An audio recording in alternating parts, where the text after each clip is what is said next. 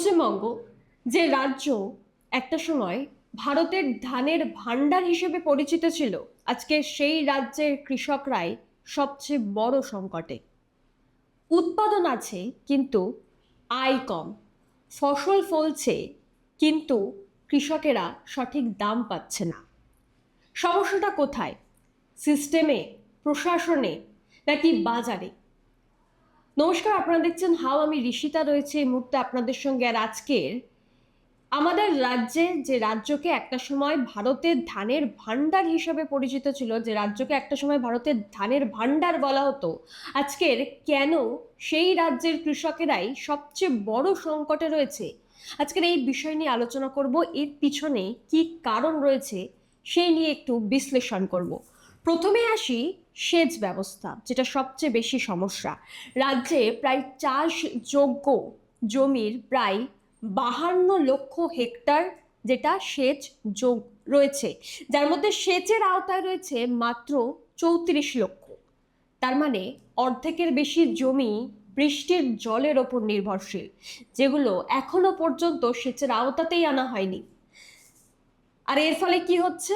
ফসল নষ্ট হচ্ছে, অতিবৃষ্টিতেও সেই ফসলের ক্ষতি হচ্ছে, এবং সেই উৎপাদনে অনিশ্চয়তা থেকে যাচ্ছে, যেহেতু জমিতে সঠিকভাবে সেচ হচ্ছে না।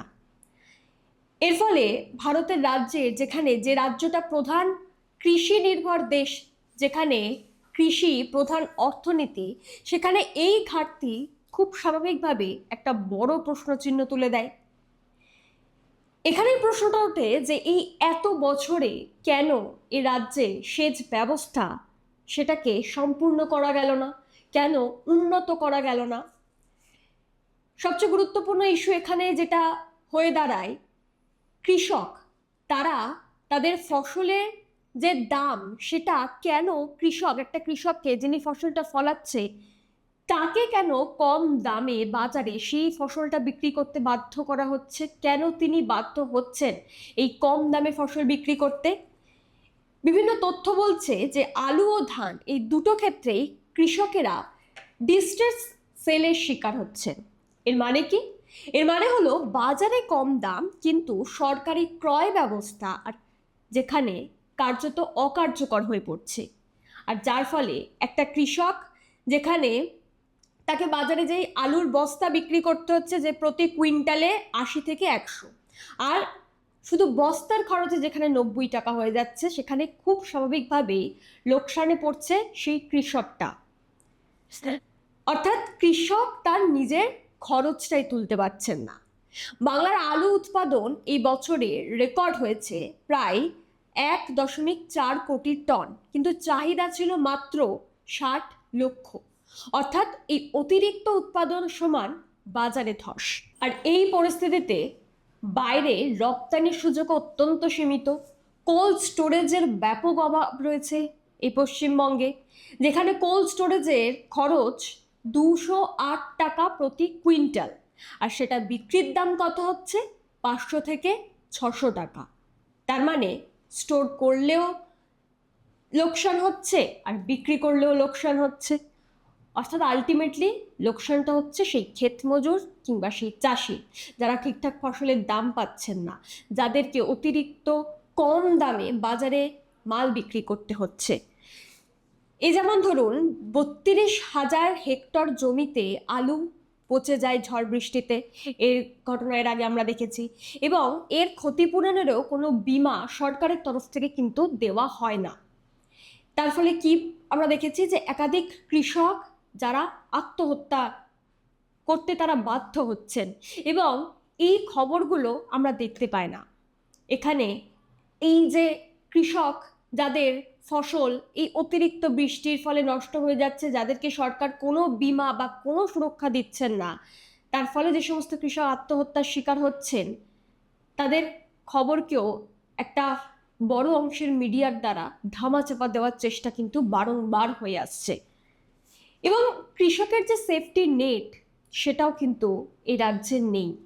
ডেটা বলছে যে কৃষক ও বাজারের মধ্যে একটা বড় গ্যাপ রয়েছে। সেই গ্যাপটা কি?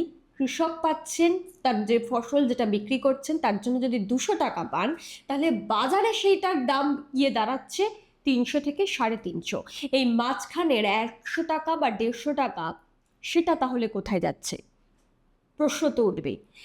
সেটার মধ্যে চলে আসছে এই মধ্যস্থতাভোগী বা রাজনৈতিক ব্যক্তিত্বের প্রভাব, এবং এই চক্রগুলোই এখানে মূল বাধা হয়ে দাঁড়াচ্ছে কৃষকদের সঠিক দাম পাওয়ার কারণে।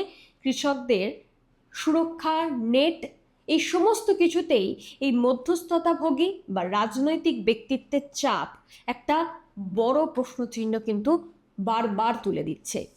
এর ফলে কি হচ্ছে, বাজারে এই সমস্ত আলু বা এই সমস্ত ফসল, যে সমস্ত আলু থেকে শুরু করে ধান, এই সমস্ত ফসলগুলো যখন নিয়ে যাওয়া হয়, প্রত্যেক ট্রাক পিছু 30,000 থেকে 40,000 পর্যন্ত অনেক সময় জরিমানা নিতেও দেখা যায়। আর এগুলো কিন্তু সম্পূর্ণটাই হয় বেআইনি।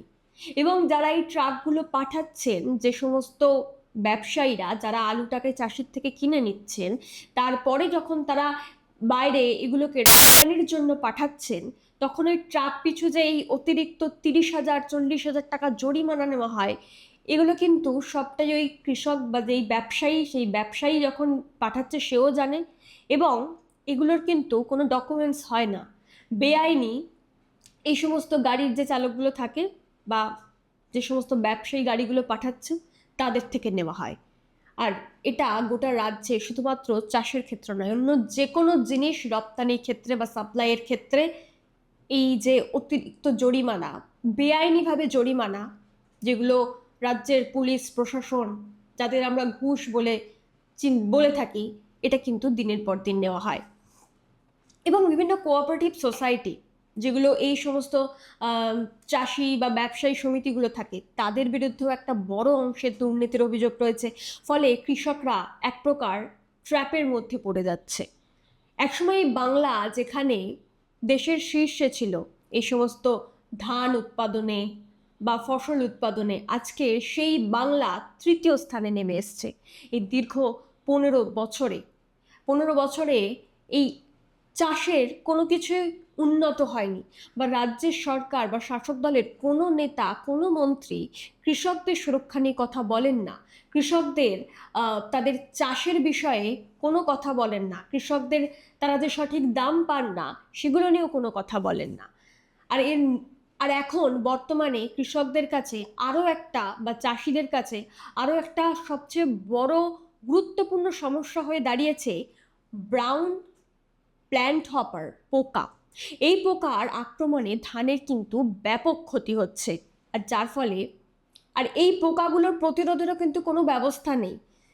এই কোনো কীটনাশক হোক কিংবা অন্য কোনো প্রতিরোধক ঔষধ, কোনো কিছুই দেওয়া হয় না, বা কোনো কিছুই এখনো পর্যন্ত সেই ব্যবস্থাটাই তৈরি করে দেওয়া হয়নি।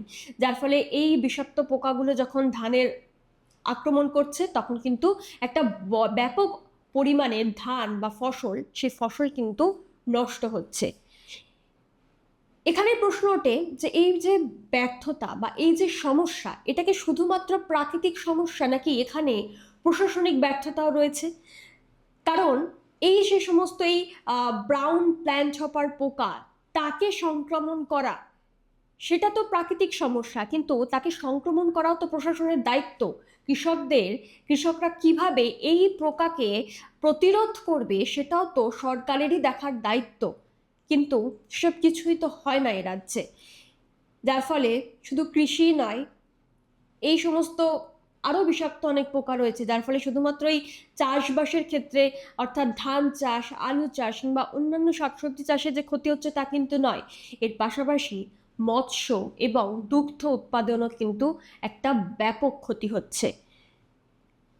এই মৎস্য বা দুগ্ধ ক্ষেত্রেও যে প্রবণতা দেখা যাচ্ছে, সেখানে মাছের জাতীয় উৎপাদন বেড়েছে 26%, কিন্তু বাংলায় সেটা বেড়েছে মাত্র 15%। ইলিশ উৎপাদন যেখানে 2011 সালে ছিল 16,500 মেট্রিক টন, আজকে 2023-এর পর সেটা হয়ে দাঁড়িয়েছে 6,800 মেট্রিক টন। অর্থাৎ ইলিশ উৎপাদন কমেছে, যার ফলে বাইরের রাজ্য থেকে মাছ আমদানি করতে হচ্ছে। এবং সেই দুধের জাতীয় বৃদ্ধি হয়েছে 87%, কিন্তু বাংলায় সেটার বৃদ্ধি হয়েছে মাত্র 64%। অর্থাৎ সম্ভাবনা রয়েছে, কিন্তু সেই সম্ভাবনা থাকা সত্ত্বেও গ্রোথ কোথাও গিয়ে আটকে যাচ্ছে, গ্রোথ কমে যাচ্ছে, গ্রোথ হচ্ছে না। এবং আরও একটি বড় অভিযোগ যেটা উঠে আসে, কৃষি জমি জোর করে অধিগ্রহণ, অর্থাৎ জোর করে সেই কৃষি জমিগুলো জবরদখল করা হচ্ছে। আর এই জবরদখল কারা করছে? শাসক দলের কোনো নেতা, কোনো কর্মী কিংবা তার সঙ্গে জড়িত কোনো লোক, এমন অভিযোগই বারবার উঠে আসে। এবং সেখানে বলা হচ্ছে যে কম দামে কৃষকদেরকে বাধ্য করা হচ্ছে সেই জমিগুলোকে বিক্রি করে দেওয়ার জন্য, এবং কৃষকরা কার্যত এই রাজনৈতিক চাপে বা ভয়ে কোথাও গিয়ে এই জমিগুলো কিন্তু তারা কম দামে এই সমস্ত বিক্রেতা বা এদের কাছে, এই সমস্ত দালালদের কাছে বিক্রি করে দিতে বাধ্য হচ্ছে। এবং এতে শুধু কৃষক তার বর্তমানটাই যে হারাচ্ছেন তা কিন্তু নয়, তার ভবিষ্যৎটাও হারাচ্ছেন। কারণ কৃষকের আজকের হয়তো 10 বিঘা জমি আছে, তাকে সেই জমিটা কম দামে বিক্রি করে দিতে বাধ্য হচ্ছে, তার ফলে সেই জমিতে তার আর কোনো অধিকার থাকছে না।